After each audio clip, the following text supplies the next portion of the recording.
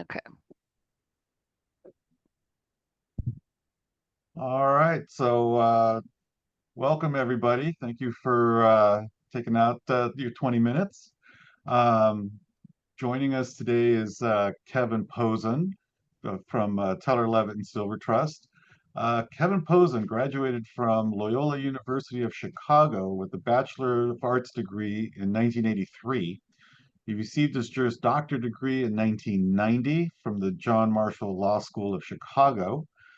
He was admitted to the Illinois State Bar in 1990 and subsequently to the Federal Trial Bar, United States District Court, Northern District of Illinois in 1991, the Central District in 2011, and Southern District in 2015. Kevin is the president and managing partner of the law firm of Teller Levitt and Silver Trust in Chicago, Illinois, which is one of the oldest and most respected commercial collection law firms in the country. He practices in the area of business litigation involving insurance premium collection, transportation, construction, and claims governed by the UCC. Commercial collection litigation, creditors' rights, commercial landlord representation on breach of lease and eviction cases, and post-judgment collection. Mr. Posen has been a speaker and panel member sharing his expertise in the following programs: Innovative Techniques on Post-Judgment Execution, CCA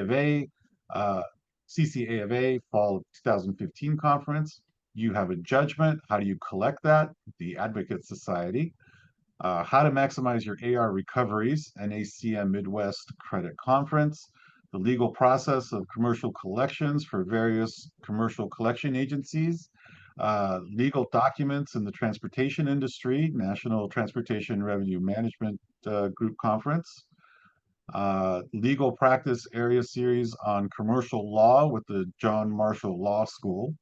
Kevin belongs to the following professional associations: Commercial Collection Agencies of America, affiliate and membership committee member, Commercial Law League of America, Creditors' Rights Section member, and past Midwest Region Chair, the IACC Associate and Membership Development and Retention Committee member, and the Illinois Creditors Bar Association and the Illinois State Bar Association.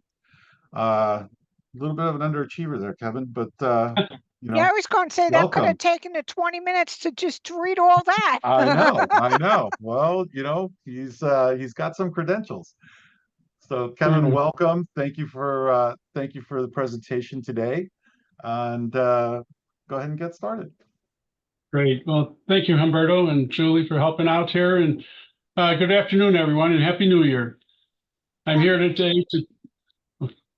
today to talk about tracking down the sources of debtors' revenue to satisfy a judgment. And frankly, for me, it's one of the most rewarding aspects of the job. I love the investigation part of it, finding the targets, seizing the assets, and finally getting the money for the creditor, and of course, the agency's fees and our fees. And in post-judgment, once the judgment is entered and the memorandum of judgment recorded as a lien against any real property, the easiest way to collect the judgment has always been a bank garnishment or citation. That's the low-hanging fruit. And so how do we find out where a debtor banks? Traditionally, it's from information provided with the placement from the forwarder, a credit application, maybe a part of an agreement that has an ACH authorization. It reveals the bank account. Maybe there's some recent payments on account. But sometimes the credit application is dated, it could be 6 years old, and while debtors typically don't change banks too often, they could be dated, and we might not have any recent payments, or the recent payments are bounced. So it's very important to have a good search firm on retainer, bank search firm. I know we do, and we're very fortunate to have them. They find us accounts with positive balances for about $125. And I know a number of other law firms have them, and sometimes agencies have them as well. But it's very important for the agency in your role to get us this information so that we have that, at least in the post-judgment stage, so we're not spending money on bank search firms, and we can collect the judgment quicker. Now, we all remember the summer of 2020 after COVID hit, and many companies got the SBA funded PPP loans, and that information was made public as to the loan amount given and the bank name. So many a judgment were satisfied with just one garnishment, because we had huge hits for 2020. We had banner years, all of us, 2020 to 21, 22. But the SBA PPP loan well has all dried up. The money's been spent, it's been garnished by creditors' rights attorneys, and the money's long gone. So what do you do to locate a potential bank account? Once you locate a potential bank account from any of those sources I just mentioned, the goal is twofold. One, obviously, to freeze all the money that's due on the judgment, that would be great. And second, to use it as a tool to get you leads as to the debtor's source of revenue. But the key is that you have to ask for that information from the bank. So Humberto's put up a slide here. Can everyone see that, the highlighted in the red bracketed areas? Yes. Oh, yes. I guess everyone's muted. Okay. And so this is just what's called an answer form, one page of a bank garnishment or citation we send out. And the bank's required to fill that in, how much they're holding, in what type of account, who the parties are to that account. In the middle section there, number 5, list all electronic deposits to the account. So in that section, the bank has got to reveal to us if the debtor's no longer in the business, and maybe we have a guarantor, who their employers, who's depositing money, regularly into the debtor's account, which employers. So that leads us to a bank or wage garnishment. Maybe the debtor's getting money from government contracts or customer payments that are listed, come in electronically. So that would show up there. And then in the bottom, number 7, we ask them to disclose who the debtor uses as their merchant credit card processor. It's very important to find that out, because that gets you to the source of the debtor's money. So if you can go to number B, Humberto. Yep. This is also part of the citation garnishment. It's called a rider, and asks for all the documents in the world that the bank or credit union might have. Most important for this discussion is number 1 and 2. And we ask the bank for 12 months of bank statements. Sometimes we ask for more, but in this case, we're asking for 12 months of bank statements, their TIN number, Social Security numbers, and copies of checks deposited in the last 12 months. So that again goes to their source of revenue. Who's giving them checks? It's usually their customers. I mean, obviously they're getting checks from other sources as well, but a good amount of their checks, that if they're being paid by their customers, will be revealed if you ask for them. So that's what this rider gets you.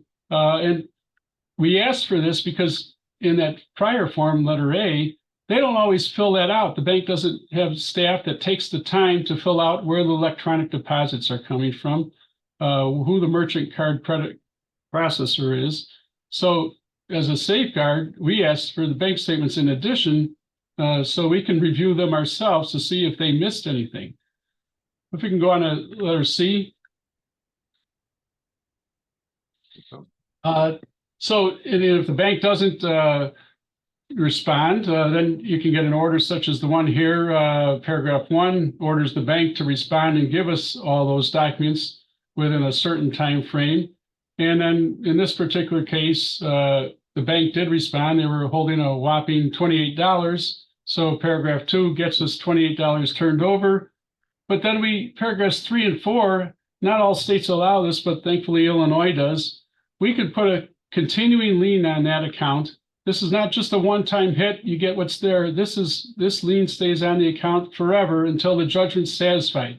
So if the debtor's got money flowing in from electronically from other sources, the bank's going to remit to us, according to this order, once a month, any more monies that come into the account. Now the debtor's going to get wise to this soon enough, and tell the customers not to deposit any money in the account. But some of them don't. Some of them we get we'll have orders like this in place for a couple of years and we'll be paying down the judgment. So it's crucial, but it's crucial to get the bank statements. If you can bring up D, Humberto. Here's an example of a bank statement given to us by a bank, and guess what it reveals? 5 targets. This was a restaurant collection claim. We got a judgment for, it was like $250,000 against five different restaurants that this one principal owned. And this, I don't know if you can see it all, but this site bank statement shows the debtor's getting daily deposits from Grubhub, DoorDash, Stripe, who else? Uber Eats, and PayPal. So we got 5 sources of money that now we can issue a garnishment to. And we hit the jackpot here with this one. And this debtor was telling me before we did this, they got no money. Well, this, so you can catch a debtor in their lies when you get their actual financials. If we can go on to the next one. This is another bank statement, another case. This is an interesting case. This was against a restaurant, bar, tavern. And the first line item shows the debtor's getting, looks like weekly deposits from J&J Ventures Gaming. Well, guess what that is? That's video game machines. In Illinois, debtors are allowed, or not debtors, businesses are allowed. Any business is allowed to have up to 7 video gaming machines in their business. And that brings in like $1 billion in revenue to the state, and $350 million of that money is coming to our potential debtors' businesses. It's a hell of a lot of money. So you can see there's 4 of them, $1,200 to $1,400 a week are coming in. The average business in Illinois that has these machines gets $10,000 a month from video gaming. So next step would be to hit that video gaming outfit. Another one there, that TSYS, that's a merchant credit card processor. We can hit them too. So you can go on to F. So let's see. So the next thing you're going to do is you're going to start hitting these targets that you just found. This is where I hit the credit card processor, the J&J Gaming. They had, when they answered the answer form, they had $2,700 on hand. So a couple of weeks of gaming receipts. And then again, paragraphs 2, 3, and 4 say that we have a continuing lien on the monies that come from these revenues from the gaming machines until the judgment's satisfied. I forget what it was, whatever. It was about a $20,000 judgment, I believe, on this one. And this debtor went nuts. As soon as he realized that money didn't land in his account from the gaming company, the terminal operator, I got a call real quick, and he's like, "You got to stop this. This is killing me." You had your chance, but we worked with him because in this particular case, the thing is to turn up the heat, the pressure on the debtor, and get that money flowing. And we worked out a deal where we allowed him to keep some of the money, because we don't want to put him out of business or file bankruptcy. He can't get too greedy. And we had a good sized judgment here, so we wanted to make sure we collected it all. So we let him keep some of it. Plus, obviously, the bar, he had revenue from liquor and such. So that's an example of one turnover order. If you can go to G. This is Stripe. So Stripe is a payment processor like First Data Merchant Credit Card Services. In this particular one, sometimes the credit card processors don't answer that they're holding a specific amount, but they'll tell you they do process the transactions for the debtor. And then you just get your continuing lien order in place, and you get those checks each month from them. And sometimes the debtor, after a few months, will change credit card processor because they're not happy about you taking their money. But it's not, it's soon to be the client's money. The goal is here to get this. If you don't get all of it all at once, the goal is to get that continuing lien order in place. And as you can see, there's a number of new players here. When I first started, there were only a few credit card processing companies. Like First Data Merchant Credit Card Services was one of them. Now there's all sorts of new names, Stripe and PayPal and Toast and Block and Shopify and Spot On. So you got to be aware of all these new entities that are popping up with ways for merchants, our debtors, to process their customers' payments. Next one, H. This is an answer form specifically tailored to a merchant card processor. So again, it's twofold. It asks for how much they're holding. In this case, they said 0. But they do. But guess what? They told us when they do get money in, where they send the money to. So they send it to Wintrust Bank and Devon Bank. So that's 2 more targets for us to go after. And we hit them, and actually we collected a couple $1,000s from one of those banks. I forget which of the 2, just in the last couple months. So yeah, it might be a new bank that you're not aware of.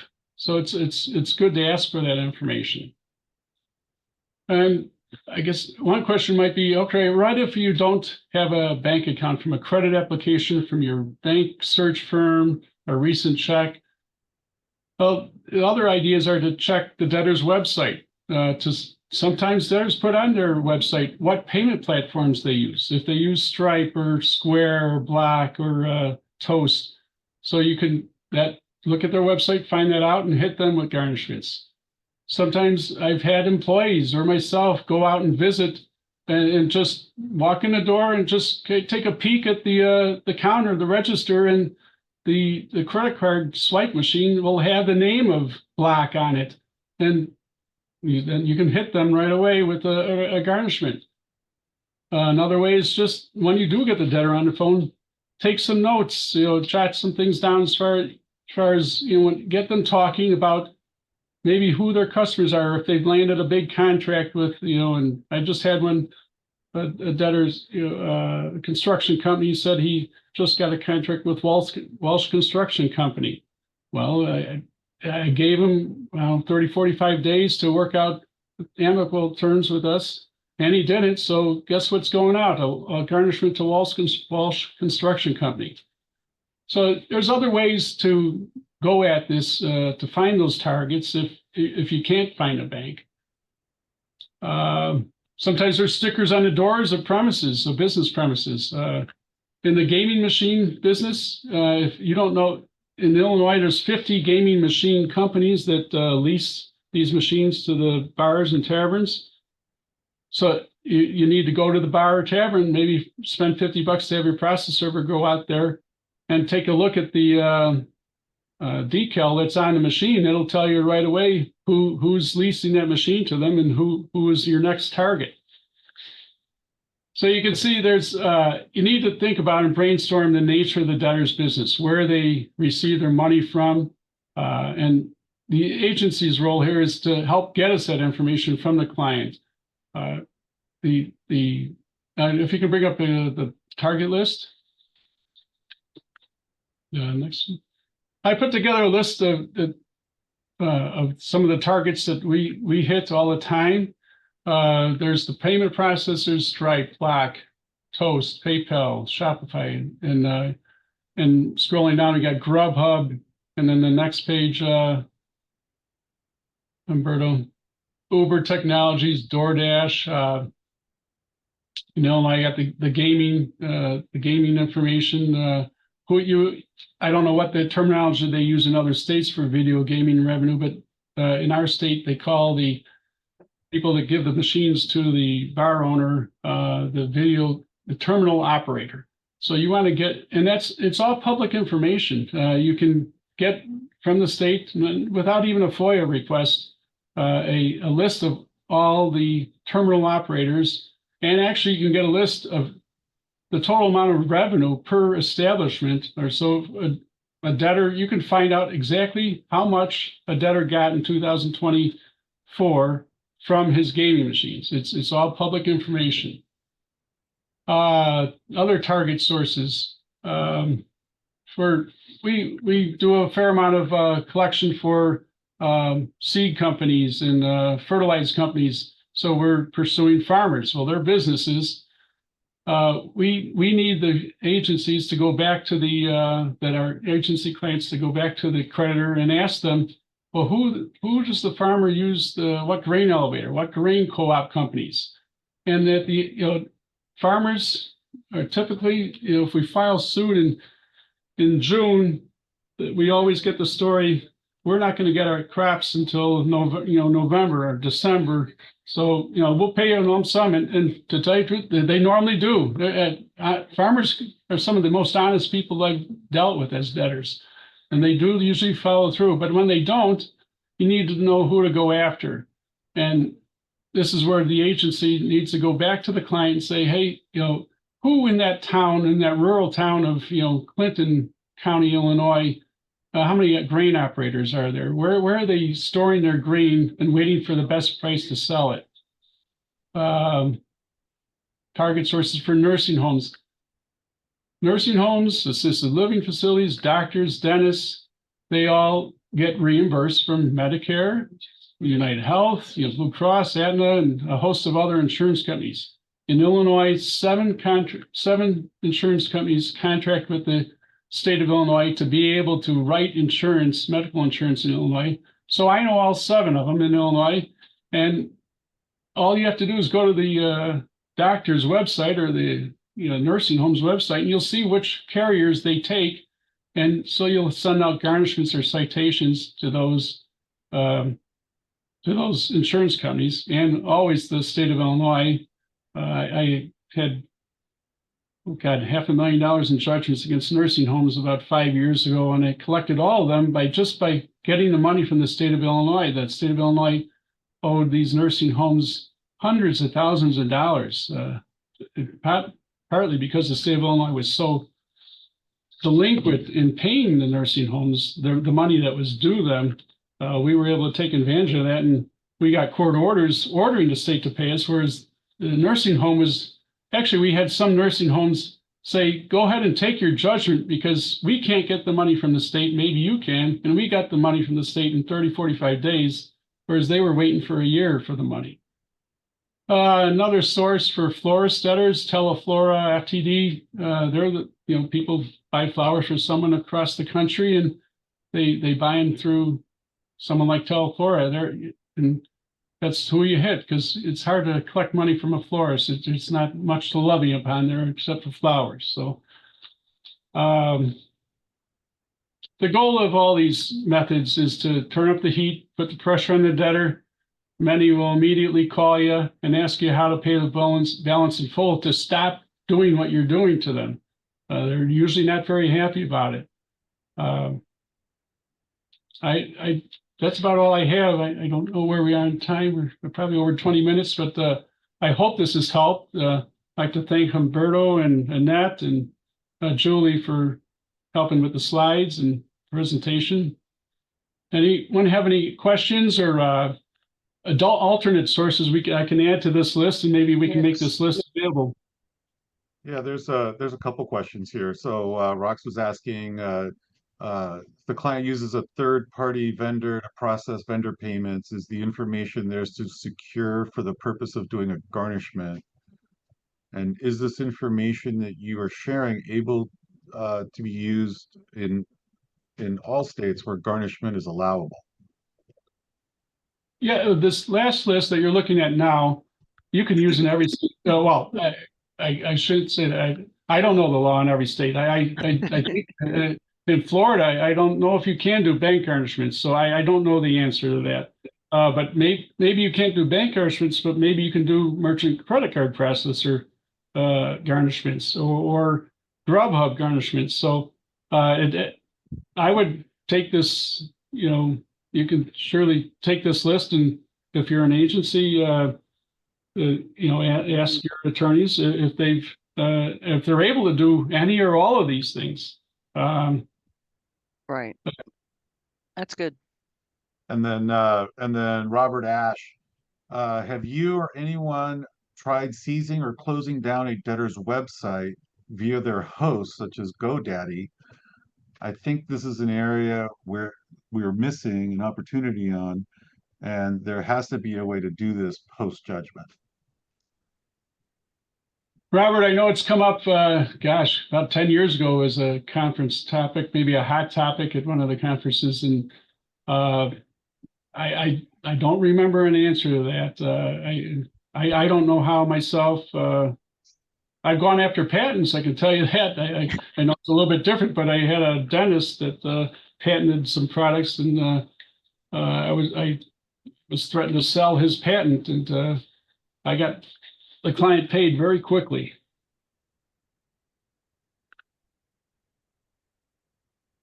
Let's see. Did anybody have any other questions? I have, this is Matt Garcia. I have one point that I thought I'd make in a lot of states, I think are like Texas, where you e-file you have access to complaints. And we have found another place for bank accounts, albeit stale, but information nonetheless. Is just looking to see if the debtor's been sued and seeing if that debt collection attorney filed the credit application with the with the original petition or the complaint. And so sometimes that's banking information that we try, and it's free. It's just it's only as good as how current the application is, but a lot of people don't change bank accounts that often. True. And Peter has an interesting comment. Kevin, you mentioned going to the store to look for things like payment processing. I have found pictures on Google that that people or the debtor posts that show their store, and I could see their payment machine on the counter. I have used Google Street. I have used Google Street View to avoid having to make the trip out there to zoom in on the front door and see the stickers on the store, whether they take Amex or Discover. Maybe you don't know this, but Amex, obviously we can garnish. Discover, we used to, not anymore. I don't know why, but we can't. But when they use Visa or MasterCard, you never know who they're using for the credit card processor, but those bank statements will show that. And that's why it's so important to get those bank statements to find out which credit card processor they're using for Visa or MasterCard. I just had one question, especially if we're talking about a bar and restaurant, judgment execution here. In Illinois, is it, I know you used to be able to do this in California. I think they call that a sheriff's keeper, right? So you send somebody out to the nightclub or something like that, can collect cover charges and the like. Is that something like a available? kill tap. Yeah. You just got, sheriff literally sits there at the door and takes the cash, Yeah. Is that available in Illinois? It is, but it's sheriff by sheriff, and we've got 102 counties, and some of them don't like to do it, or maybe they're not staffed for it. So, and some of them will allow you to put your own person in place there. So it's like I said, it's county by county. It's rarely used, but because we do it, it's probably one of the last resorts we do. I found it useful to get, an owner's attention. It's oh, for sure. Patrons think it's a little funny when they got to hand their money to somebody else. Kevin, something we can do here in some of our counties is the sheriff will go out and pull the liquor license off the wall. That gets you, and they're smart enough to know to do that on a Friday morning. And that'll get you a call and get you some money pretty quickly because they don't want to go through a weekend with no liquor license. That's right. Yep. Not in Illinois, but I'm glad to hear you got it there. All right. Anyone else? Any other questions? That was great, Kevin. Thank you. Yeah, that was excellent, Kevin. Hey, I screenshotted some of your information. Yeah. And Annette can share it with you. If you ask Annette, she can probably email this to you. She's got copies of everything. Yeah, we'll get that out to everybody. Kevin, thank you. That was really wonderful. That was great information. Thank you for sharing that with us. Before we leave, I'd just like to acknowledge the passing of Ed Burton. He was a great friend to the association. He's a great friend to many of us here, if not all of us. I really enjoyed talking to him at the conferences, and I'm sure many of you did as well. If you can just take a very brief moment of silence just to acknowledge him, and that he's in our thoughts and his family's in our thoughts and prayers.